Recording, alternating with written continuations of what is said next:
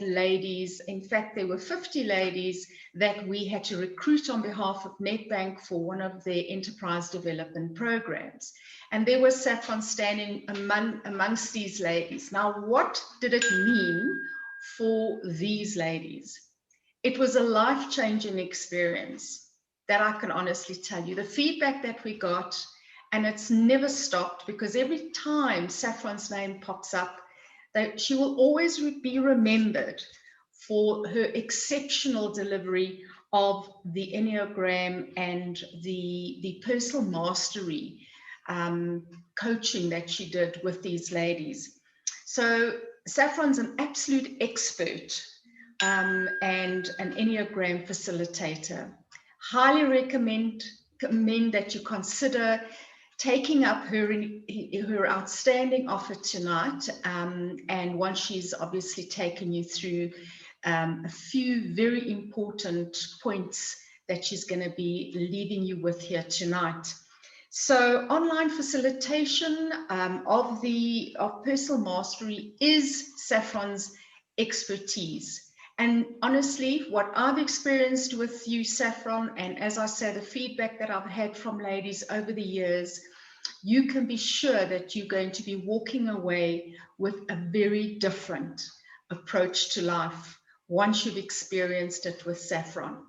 So Saffron, over to you, and ladies, please enjoy, and I'm quite sure Saffron would love to have some interaction from you as well, so please don't be shy and enjoy, and questions in the chat box, and through the evening I'm sure Saffron will be answering. So enjoy, and let's get started. Thank you. Thank you very, very much, Charlotte, and good evening, ladies, and thank you for being here this evening. And yeah, as Charlotte said, I love interaction. I love, in particular, connecting with you all. So for those of you who have your video on, thank you for having your video on. You know I love your video on. For those of you who don't know that I love video on, I love video on. So please put your video on if you don't mind. It kind of reminds me that you're in the room, and you know what they say, that the kids in the front of the class learn the most. Did you know that? So think about that. Like, the kids in the front of the class are the kids with their video on in our Zoom world. So if you want to learn a lot and you want to interact with me and you want me to kind of almost turn this into a live coaching session, then I'm really happy to do that. And for those of you who are coaches in the room, if you use the Enneagram as part of your toolkit, I really hope that you enjoy this evening. If you know the Enneagram, that's fantastic. And share that with me. If you don't know the Enneagram, well, don't stress about it, because all the Enneagram is an energy really that can help guide us into some kind of learning. And Charlotte is right. I'm a bit of a personal mastery junkie, I would say, both in my personal life and in my professional life. I've been gluttonously addicted to the Enneagram for nearly 20 years, really passionate about it in every way, insatiably curious about it and wanting to learn about it. And so obviously to learn, I teach, which is really what I do with my time. I design leadership development programs for large corporations in South Africa. And thank you, Renee. I can see there. I really enjoy it when my students or I don't know what you are, my delegates going through my program at the moment attend my webinars as well, because there is perhaps a similar message, perhaps there's further motivation or insight into why personal mastery is so necessary.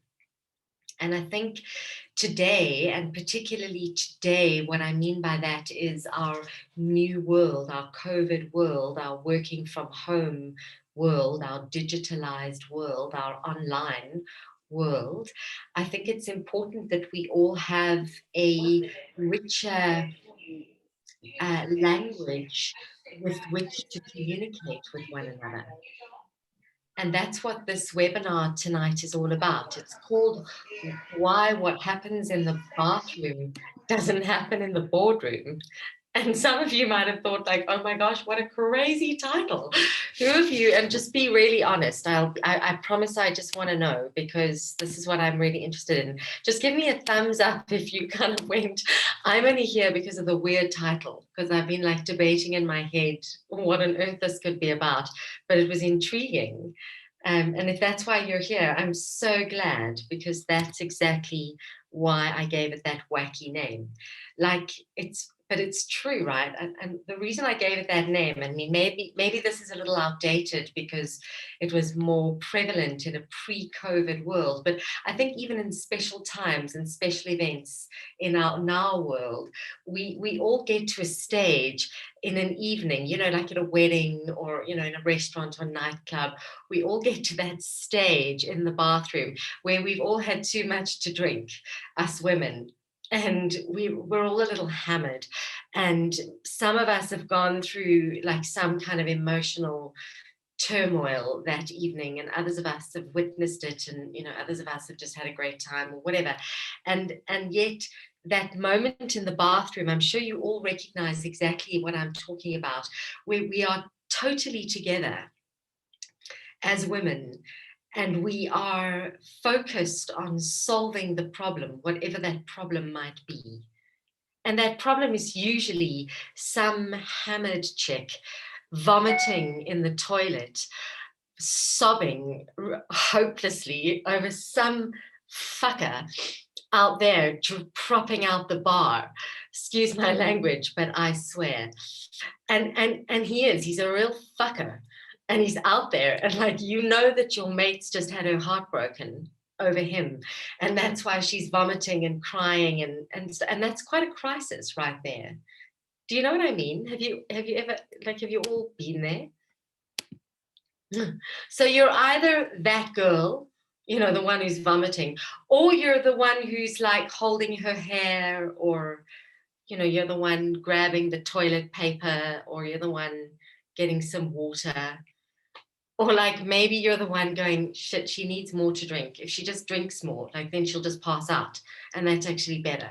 Don't you think? Yeah, you see, I got you. You, Claire, you didn't think this was funny until you recognized yourself.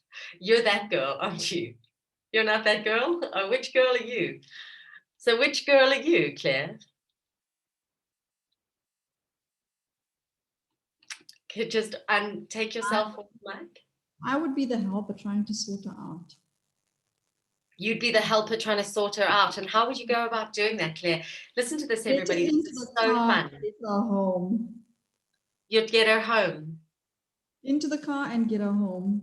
And who would drive her home? Me. But that means that you would have to leave the fun. That's fine. I'll do it. I totally wouldn't do it. I wouldn't leave the fun. I'm not that girl. Shame. Can you see how me and Claire have our role? Yeah. So Trudy, is it Eileen? Is it you? Trudy, yeah, you. I want to know what girl are you? Like, what would you do in the bathroom? I would most probably be the one standing in the background just going, oh my hat. And what would that be about? It would most probably be astonishment. And yeah, you know, I'm normally the one standing behind everybody and supporting them and sort of like tra-la-la and you know, but to be quite honest, yeah, I don't know how involved I would get, but I would be in the background if you had to ask me. You see, she'd be that girl. That would be her role, to kind of hold the space for everybody, which is an important role. I'm not that girl. I like things to go my way. I don't hold anybody else's fucking space. I dictate the space. That's me. Heather, I'm guessing you're kind of that girl. Totally. You're like I'm nodding. Yeah, I'm leaning forward and I'm nodding because I'm thinking that's exactly it. I'm not the one who's looking up, like Trudy said, being in the background or anything. I'm not doing that. I'll be just like, okay, let's get this sorted, but not just hold the space. Let's just do it. Absolutely. Let's get it sorted. And then back to the dance floor. There's no messing. There's no fussing. Like, we don't have to go home. Claire, like chill. You know, even if she needs to sit down for a while, there's somebody who's going to like make sure she's okay, or we'll throw a jersey over her. Like, it'll be fine. We're going to get back to the dance floor. Not so? Quite right. Heather is totally that girl. Mandy, you look like that girl. Santi, I'm guessing with enough tequila in you, you'd be that girl. Like, do you see what I mean? Eloise, you'd stay a little bit sober because you'd kind of be checking that we're all okay. Kind of just be kind of making sure that we're having fun as well, because you know that's important for us. True? Very true. I'll be the fucker that broke her heart, one of the two. Absolutely. This is it. Karen, you would be there like Googling, like, you know, how to basically help this chick or something. I don't know, like getting information, maybe stressing about it a little bit, panicking. You see, the thing is, Renee, you'd be astonished. You'd be like, oh my gosh. You see, why do they drink so much? I always tell them not to drink so much, right? I don't drink this much ever. Do you see what I mean? She would be sober because she is not the girl that goes, fuck it, we're having fun tonight. Now we end up in the bathroom, it's late. But in the bathroom, we all have our role, even Claire, starting with you. And I mean, bless you. You are so self-sacrificial, Claire. That's amazing. Honestly, aren't you? Not always. Oh, you see, she's retracting this good quality. We don't know why. No, I would do it in the moment because I would feel so sorry for it. But obviously I have my boundaries. I wouldn't want someone to like get hurt and be embarrassed and whatever else. I'd get her home, but I'm not always going to play that role. Right. What other roles do you play, Claire? So I'm the protector. I protect people. So in my circle, then I look after your well-being, and I look after my well-being, and I would stand up for anyone that's in my circle. So do you know your Enneatype type? Yes, I'm an 8. Sounds pretty damn 8ish to me, Claire. That's great. I like you. So yeah, for those of you who don't know what Claire is talking about, for those of you who don't know what the inner circle means for the 8, for those of you who don't know what 8s mean when they say they will stand up for what they believe in or for those that they love, that's possibly because you're not sure what the Enneagram is. And what the Enneagram gives us is just a language and a lens into like what's important to us, isn't it, Claire? And I absolutely love 8s. I have an 8 bias. Yeah. Because that kind of bigness that 8s show up with, like Claire was not going to let me get away with like giving me a misrepresentation of her. Like, and that's what I love about 8s. But this is really to do with your softness, isn't it? Yeah. So here's the beautiful thing about the bathroom, and that's why I used it as a metaphor if you're taking notes. And thank you for those of you who've played the game. You see, even now, sitting here in this webinar, each and every one of you, you immediately knew your role, didn't you? You imagined that bathroom. You understood exactly where we were. All of you did. Am I right? Give me a thumbs up if I'm right. Because it's kind of a common experience amongst women, that space where for whatever reason, whether we are friends or strangers, in that sacred space, and I would consider it a sacred space, ladies, we are really kind to one another. We really accept one another. There doesn't actually even have to be somebody vomiting in the toilet. We kind of say, listen, your zip is down or your makeup's running. And we lend one another one's eye makeup, which in real life we kind of don't do. Do you know what I mean? But somehow in the bathroom, we're really nice to one another. We really care for one another. And it's interesting because in the bathroom, it feels to me as though all of us immediately, without speaking, we kind of immediately understand one another's roles. Give me a thumbs up if you know what I mean.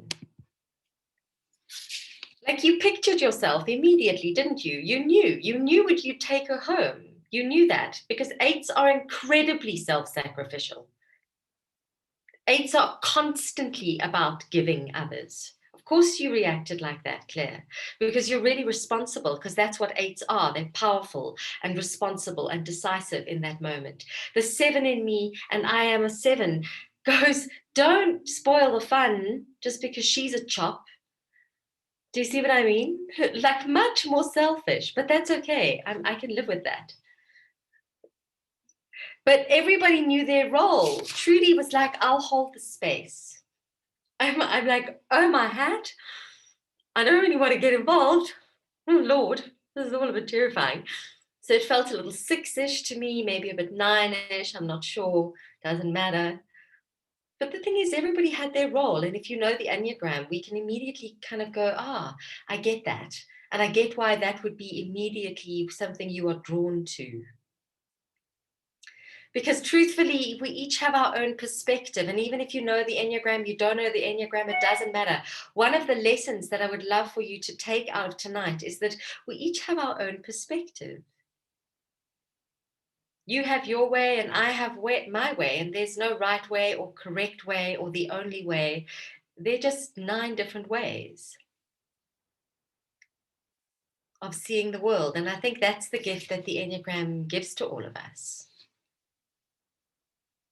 Don't you think, Janet? And it is such a gift, right? Absolutely. And for the 2 is really good at understanding the importance of defining roles, don't you think?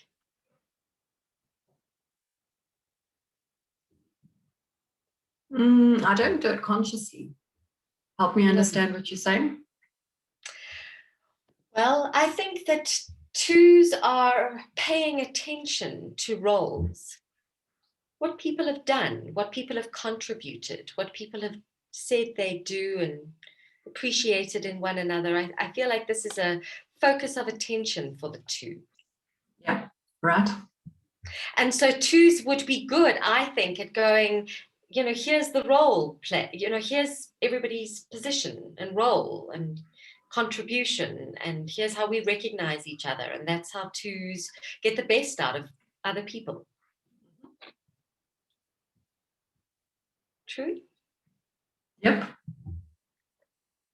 So these are what we call like 2 leadership gifts, and each Enneagram type, ladies, if you don't know the Enneagram, you can write this down. Each Enneagram type brings their own gifts to the world, to the problem. So the bathroom's just a metaphor for any given problem in the family, in the organization, in the department, in the community.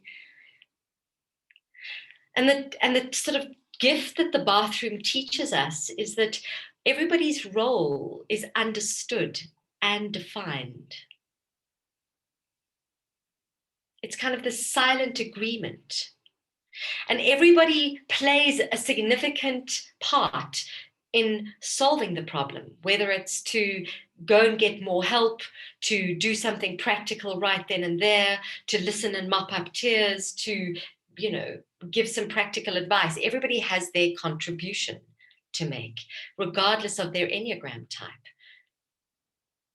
But the personal mastery work that I certainly teach and focus on is what's the best contribution I can possibly make because of my type. And that's the words that sit around me, behind me. If you want to look up close, you can pin me and pin this picture so that you can see that for each Enneagram type, there's a kind of what we call holy idea, or really big contribution, leadership gift that each Enneagram type makes to any given problem, any given life experience.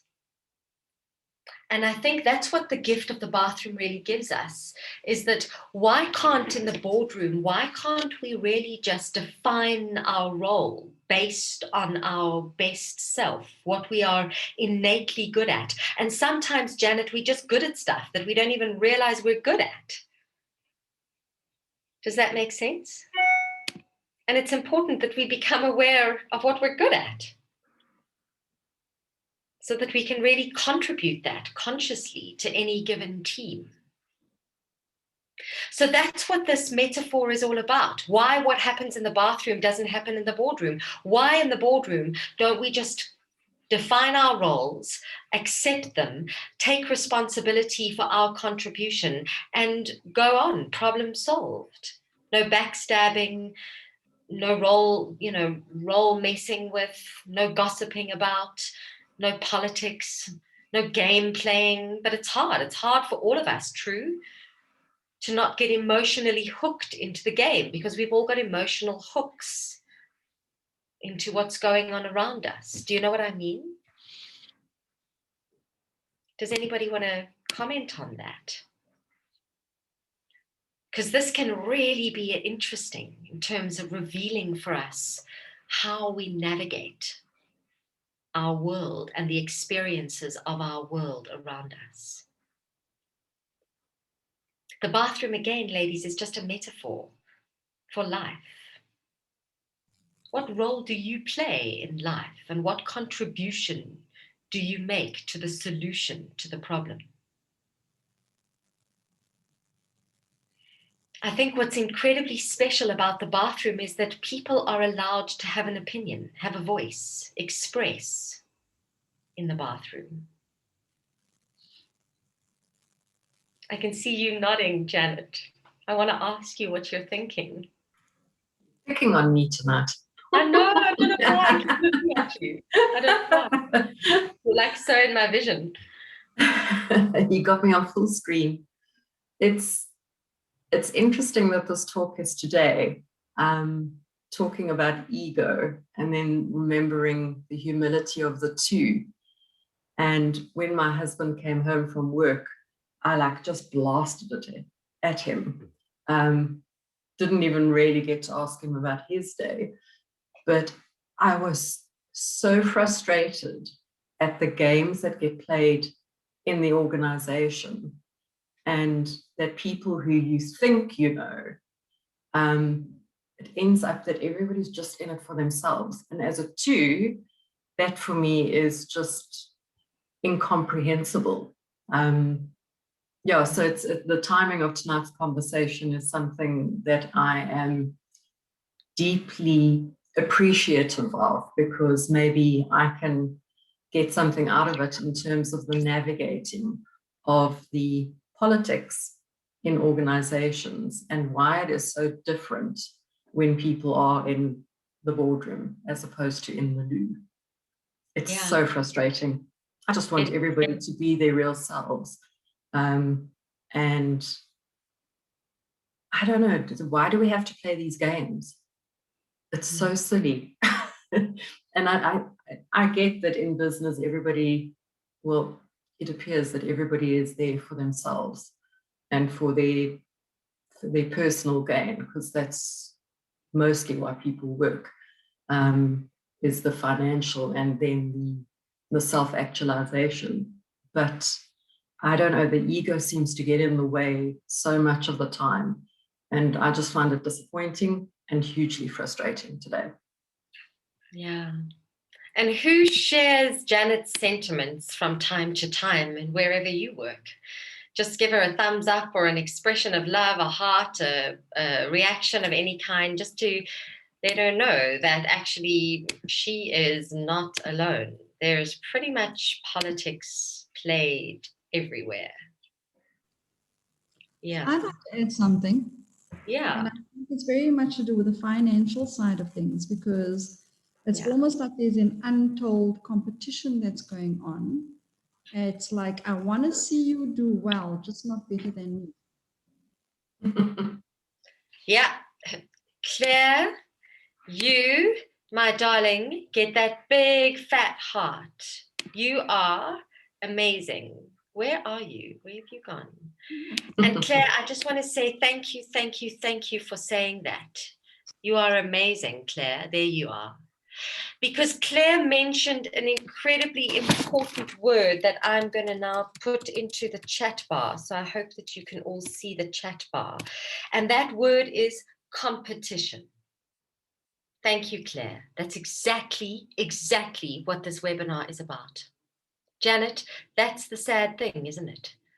Clearly, that's why I kept looking at you this evening, Janet. Sorry, I didn't mean to pick on you, but this is Oh, I don't mind. new reality, it seems. Thank you for playing the game. And this is crucial to note and write down. And thank you for bringing this up, ladies, because this is it. What happens? Just think about this. What happens when we leave the bathroom? What happens when we leave this beautiful sacred place where we've been able to be vulnerable, which actually just means I've allowed myself to be really seen. I've expressed, I've fulfilled a role. I feel good about that. I was thanked, I was appreciated. We solved the problem, whatever it is. And now we leave the bathroom, ladies. And what happens straight away? Immediately, this sisterhood, this connection, this compassion, this acceptance, the humility to listen, authenticity, wisdom that we share, the strength that we show one another, these amazing things that happen in that moment, all gone. Because you know what happens? The minute you leave the bathroom, you're on the dance floor and bam, what's going on? Competition. Isn't it? Give me a thumbs up if you know what I mean. This is the real world. Everybody's out for themselves. Janet, you've just said it. You absolutely smack on right.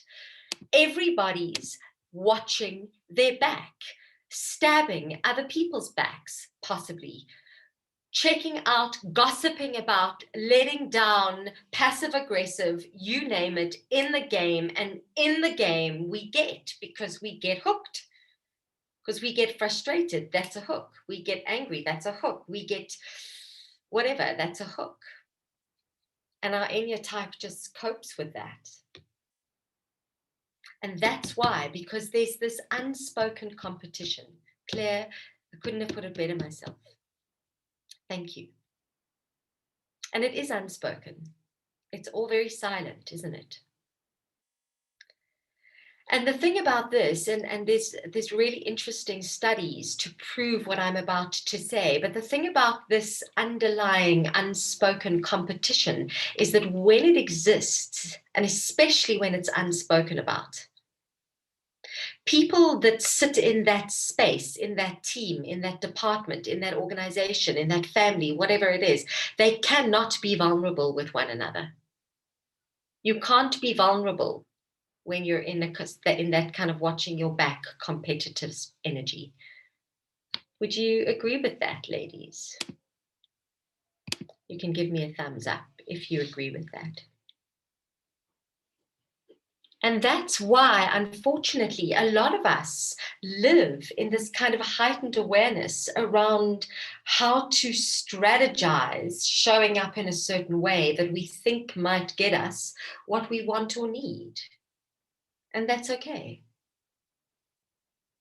Because it is competitive out there until we get off that kind of whole hula hoop and we go, right, I'm going to actually very consciously live a different way. But that takes a huge amount of courage and self-assurity and steadiness and grounding and basically personal mastery work. Would you agree?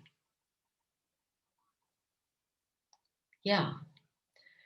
So one has to, in one's own tiny space, domain, sphere of influence, whatever you'd like to call it, perhaps work towards whatever measure of vulnerability-based trust you can reach. And that would be up to you to figure out.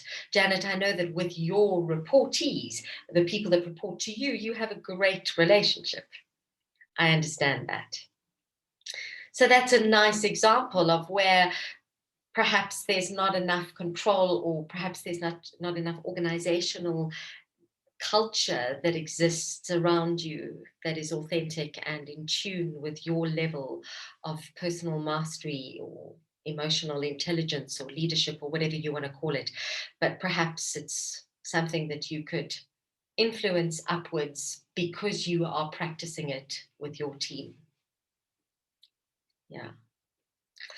But this talk is absolutely about understanding the principles and the importance of vulnerability and of being seen and of authenticity and of understanding one's triggers and one's game and one's hooks and how one gets hooked into the game, perhaps through the lens of the Enneagram, through the lens of type. Because unfortunately, for most of us, our work experience is that of the dance floor, of the boardroom, not so. Most of us are not privileged enough to work in teams and in spaces where there is this sacred vulnerability, this ability for all of us to access the best of us, the humility to listen, a complete commitment to accepting all of me, the shadow and the gift, which is very hard, so that I can be authentic. This involves me experiencing all my feelings, not just the good ones, and not just covering up my feelings, which most of us do without even realizing it. So that I can really be wise, because wisdom is what's needed now. Not always having the answer, but kind of knowing, just having a sense, which is a very strong position. This is what this talk is all about, and this is what my personal mastery is all about, program is all about. Like, how do we access all these gifts from the Enneagram? And this freedom for the 7 is not about freedom to just be frivolous and do what I like. No, it's the freedom to be objective. 7s are very good at going, actually, I know that that's how I was conditioned, but I don't really feel that, so I'm not going to go with that rule. 7s are quite rebellious like that. So there's a freedom in being able to decide what's best for right now, rather than just what we know. And a lot of us live with unconscious bias, whether we choose to admit it or not. So a lot of personal mastery work is about looking at that stuff within ourselves, so that we can build our sense of compassion. Because without a sense of compassion for ourselves, we cannot have compassion for other people. And without compassion for ourselves and other people, we will get into competition. There's no doubt. Compassion is really takes a lot of work. It takes a lot of personal mastery work, doing all of this work, real compassion to gain in oneself. But compassion is needed, but also humility for all of us, the humility to listen to ourselves and our needs. I think as women, we can be quite good at looking after other people and less good at listening to our own needs. Who of you agree with me on that one? There's a lot of expectations put on us as women and men. I'm not saying there isn't, but I mean, we've got very specific expectations, social expectations and domestic expectations on us. And this can, really create a lot of self-forgetting. And women actually have a lot of pride often in how they never buy things for themselves, and they never do anything for themselves, and they don't exercise enough because they don't have time. And there's a lot of pride in that. And my response to that is actually, no, I would encourage you to get into some humility, actually, and the humility to listen to me and my body. Actually, I'm tired, or actually I need more nourishment and perhaps more sleep. And then there's some of you that I see here this evening, I'm not saying any names, but the Enneagram type 1 sitting in front of me, this amazing commitment exactly to myself finally, I think that is still going on, I assume. A lot more self-care, physical health care. Is that true? Still going on. So this is what's important for all of us, to have the humility to listen to ourselves, the compassion to be able to hear ourselves so that we can actually gain wisdom. And that's the real message that I was hoping to leave with you all this evening. Wisdom, I think, is made up of humility and compassion. Because I think that wisdom, and a large part of wisdom, is about being able to feel for empathy. And we can't have empathy for other people unless we have empathy for ourselves.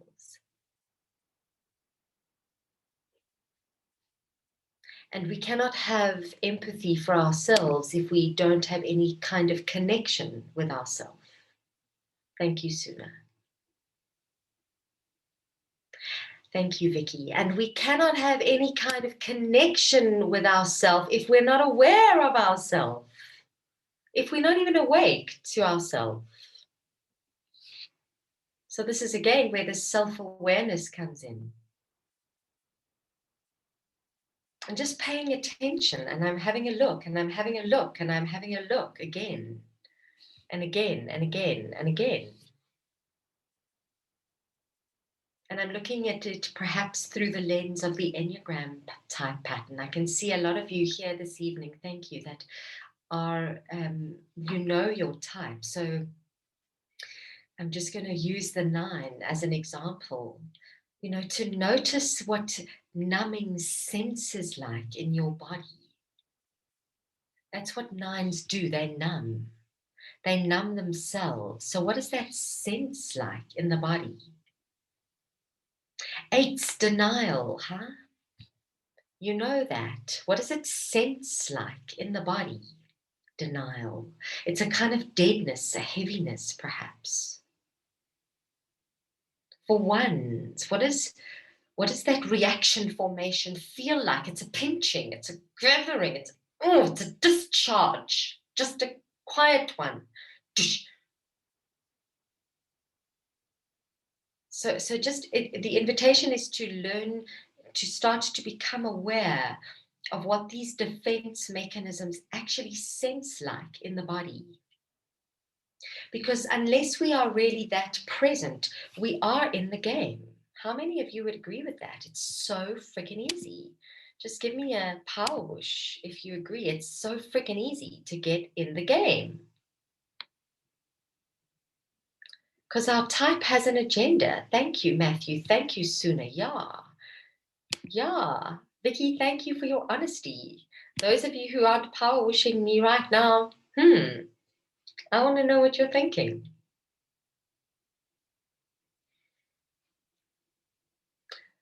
And again, I'd like to just point out, and this is what I'm going to leave you with, this thought, is that we all can get into the game when we feel vulnerable, when we feel exposed, when we feel uncomfortable. And the lower our self-esteem, the lower our sense of self-worth, and perhaps our sense of significance and our sense of belonging to a team, if that's important to us. These things are critical for us to feel good about ourselves. So perhaps this invitation this evening is to leave you with perhaps questions, comments, or just some thoughts for yourselves to contemplate the importance of going on a personal mastery journey and really understanding your Enneagram type, and perhaps using the experience of the Enneagram and the wisdom from the Enneagram to help you with navigating with empathy and connection and courage. And courage can really be called or defined as telling the story with your whole heart, to tell the truth, the courage to tell the truth of your whole self. If I stick with the type 2, it's to be honest that the 2 is also needy. And I want to gobble up other people's attention too. Like, I need that. Maybe I need to discharge and rant sometimes. It's okay, Janet, we'll just pretend. It's okay, actually, that you ranted at your husband. But the point is that we all have these different facets to ourselves. And this journey is about trusting myself enough to leave the bathroom in exactly the same state and stay on the dance floor in the same state that I was in the bathroom. And then one builds a culture like that. And eventually one hopefully grows a culture like that, because that's how I roll. I won't tolerate anything else. And I think that, again, what I wonder about is online engagement as we all navigate an online world. As Charlotte said, we have to put our businesses online. You know, this is our new reality, whether it's with our customers, whether it's with our teams, whether it's with our associates. I think what all of us perhaps could really think about is how we're going to engage people online, how we're going to create vulnerability-based trust and really allow ourselves to be seen and see other people online, because loneliness is a thing. People are feeling isolated. They're not getting the social connections they crave. And how can we pioneer this? And as Charlotte said at the beginning of this lecture or this webinar, like we all, I think, are responsible, no matter where we are in our journey and on our road, to return back to self-reflection. And that's why I'm offering, just for this weekend and this weekend only, a really, really special offer on my personal mastery program. If you visit my website, you will see that I offer 5 paths, 3 paths, and a 1 paths to personal mastery program on an ongoing basis. And how this works is you have access, full access, for 5 weeks in this special offer to my 5 weeks worth of information on personal mastery with the Enneagram via my virtual classroom, which means that you get a link to a website, you sign in much like you would in LinkedIn or Facebook, and then you get access to a lot of instructor-led videos and ebooks and activities that you can download, all on how to learn the Enneagram, information about the Enneagram. And that would normally cost you 2,600 Rand just to access that information. But so normally that would be 2,600 Rand. And also what you would get for 1,000 Rand is that you would get, for 1,000 Rand, you would get 4 personalized online live classes with me on Zoom, much like this, where we would discuss the content that you'd had access to in my virtual classroom. And so all of that together, 1 month access to my personal mastery program would cost you 3,600 Rand, excluding that.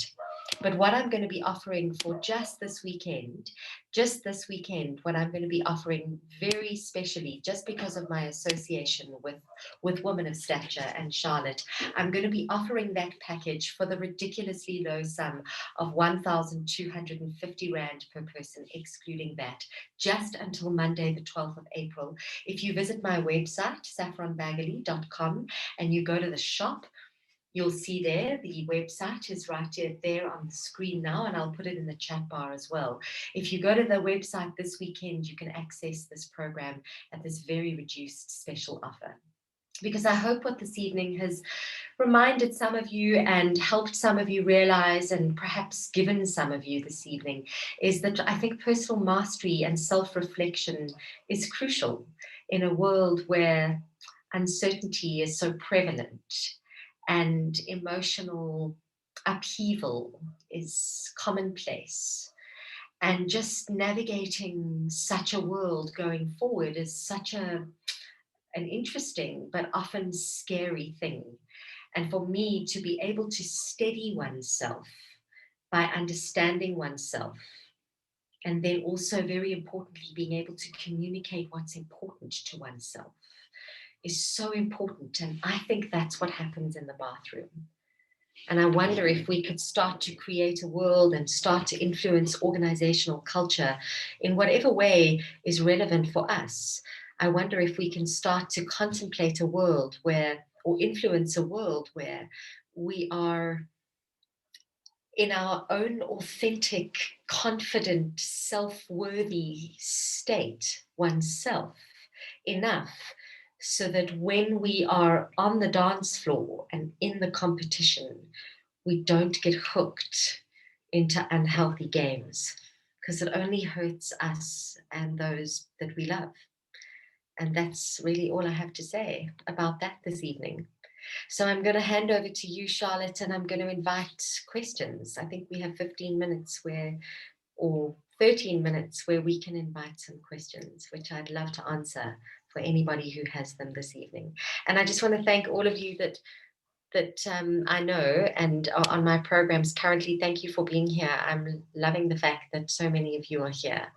Kerry and Tammy and Reshma, it's really fab to have you all here. And I see you, and thank you, Suna and Dean and Mina and Catherine and Pindile. Thank you. Thank you, everybody. So I welcome your questions. Otherwise, I hand over to Charlotte. Does anybody have a question?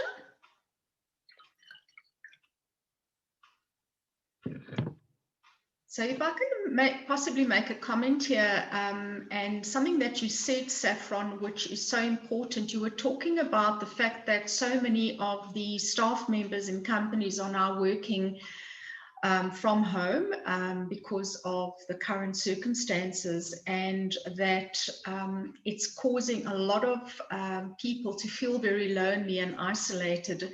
And Navani, I'm so glad you're online with us tonight, because I had Navani as my guest speaker at our online network event last month.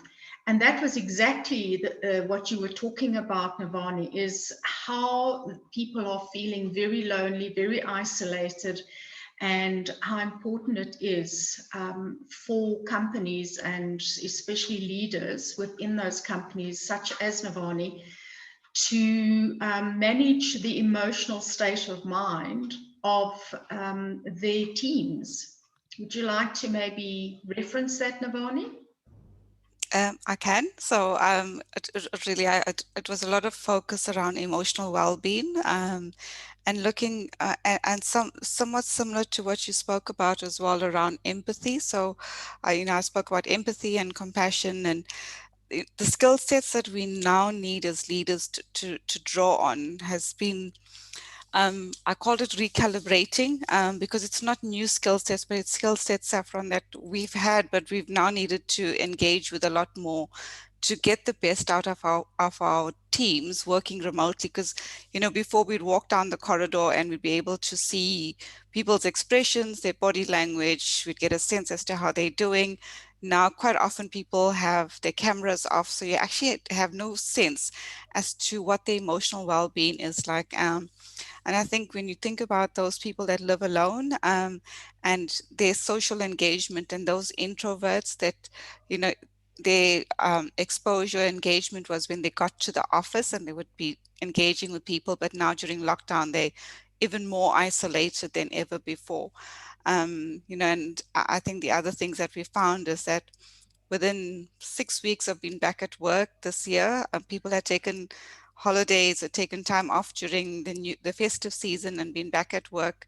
By end Jan, middle Feb, people were already talking of emotional exhaustion. So very different experiences, whereas before in the workplace, people would kind of still have a lot of energy and be going and be, by the time Easter rolled around, they'd be ready for their break. Whereas now it's a very different perspective. So taking care of people and emotional well-being is very different, and taking care of yourself. I mean, I started the talk saying that you can only look after your teams after you've looked after yourself first. That's, if you don't take care of yourself, you're not going to be able to be a great leader. You've got to practice what you preach. So very much around that.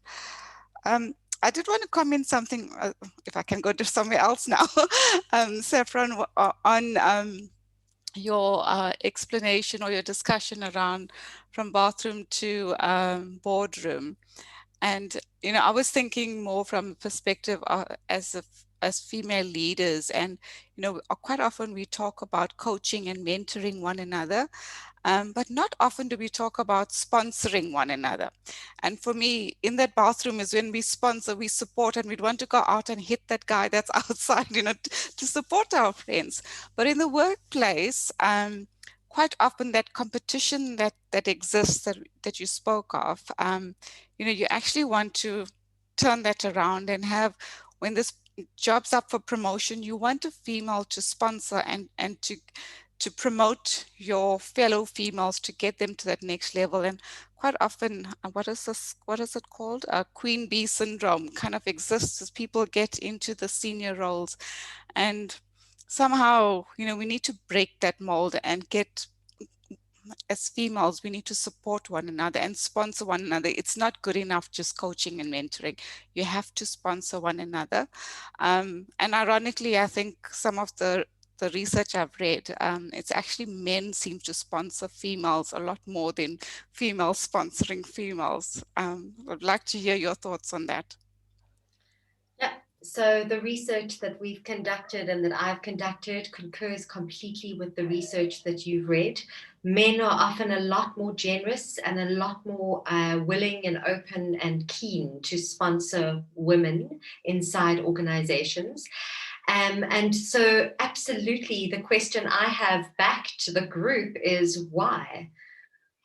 Why would women not want to empower other women and sponsor other women? And it's absolutely a phenomenon that I've witnessed over 13 years. And it's equally a phenomenon among race groups. Like if there's sort of minority groups, if I can put it like that, there's a resistance to it. And the question is why? I think I certainly have an opinion as to why. But I'd be curious to know what you think, because your instinct and your research is spot on, correct? And it's an issue. And by the way, we would classify this an unconscious bias.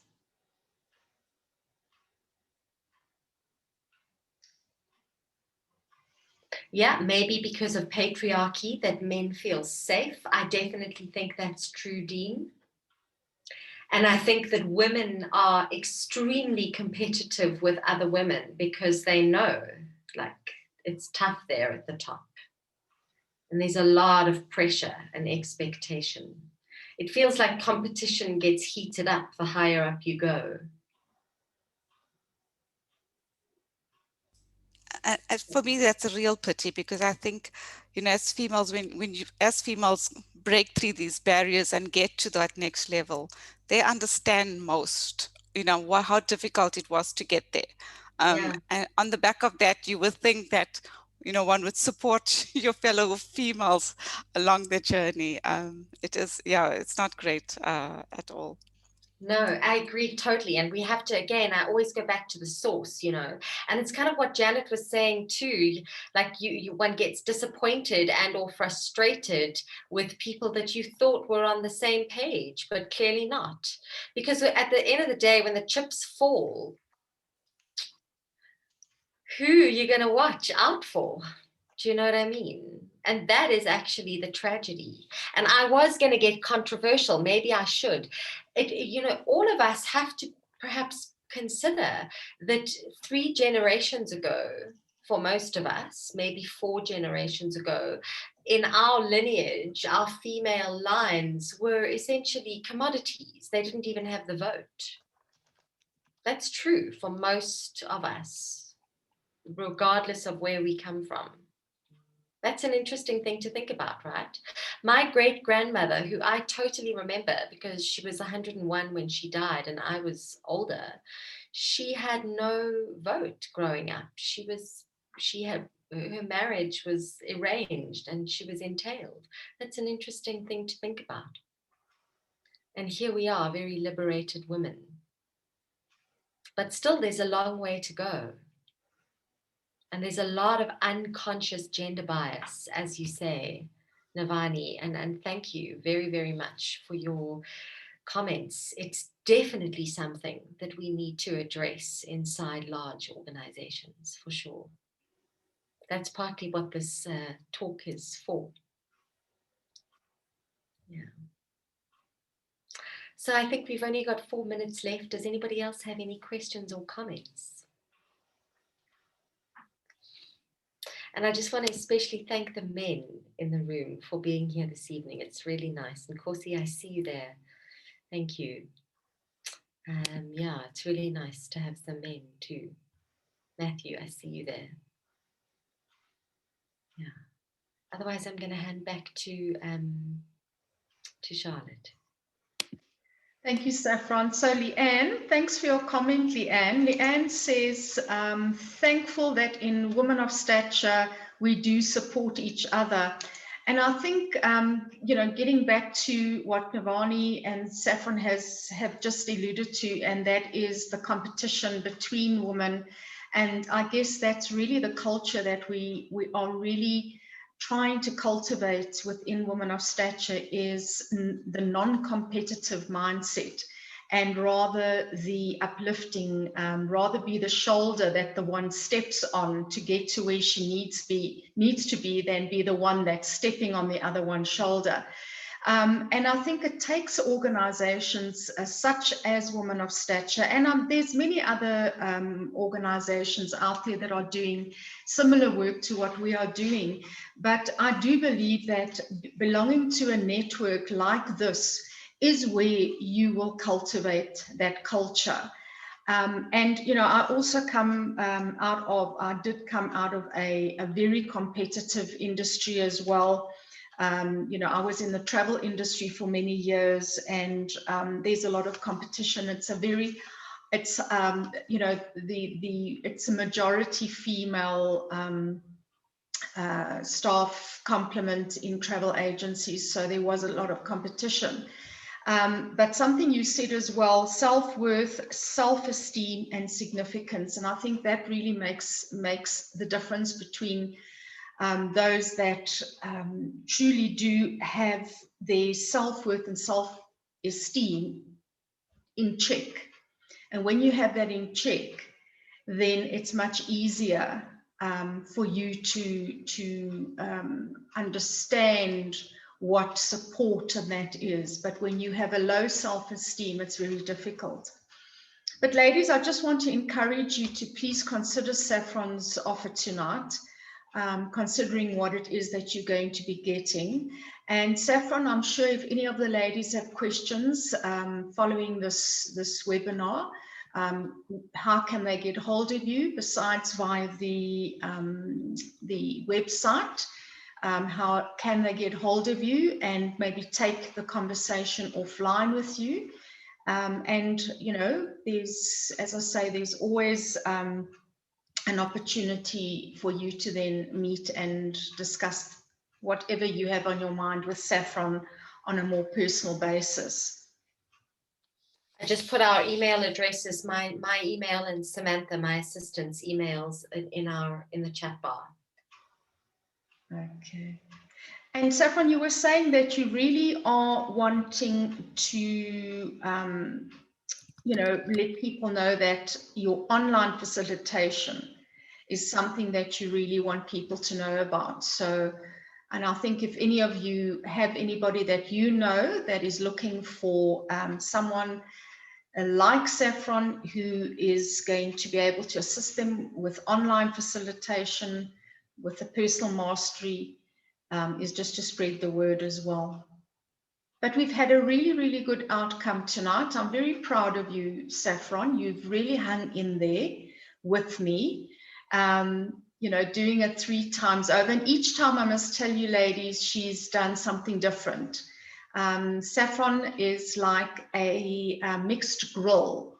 You don't know what you're going to find as you go through the layers. And she's given us something completely different each time. And each time it's really been extremely inspiring and thought-provoking, to say the least. So I want to thank you, Saffron. I definitely want to thank you and to say thank you for hanging in there with me, as I say, over these months, building the momentum. And I want to encourage any of you, every one of you, should I say, I want to encourage you to lean in and do what Saffron is doing so brilliantly. and that's with online facilitation. I do believe that's the way of the future. And these webinars are obviously there for you to also have a good opportunity to have a practice run. So anything else anybody would like to say? I'll leave the final words to you, Saffron, to greet everybody. We are on 8 o'clock. Well, I just want to say good night and thank you for being here, ladies. Thank you for all the comments and the feedback. We look forward to hearing from you. And Charlotte, once again, thank you for hosting an amazing webinar. Good night and good luck and take care and lots of love, everybody. Thank you. Bye-bye. Bye. Bye-bye. Charlotte, can you just keep it on for a second, please? Sure.